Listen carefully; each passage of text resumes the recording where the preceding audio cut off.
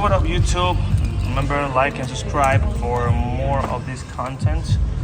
Today we're going to talk about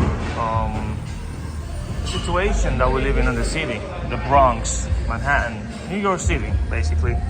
So I get about 5-6 cars a week because they break into the cars, right?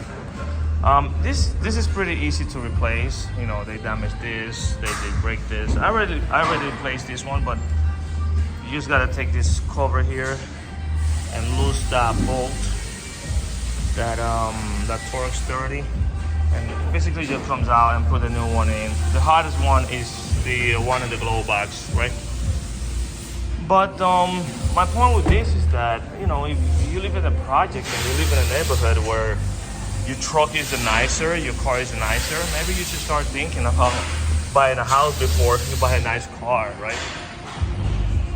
This is insane. We get 5-6 of those things every week.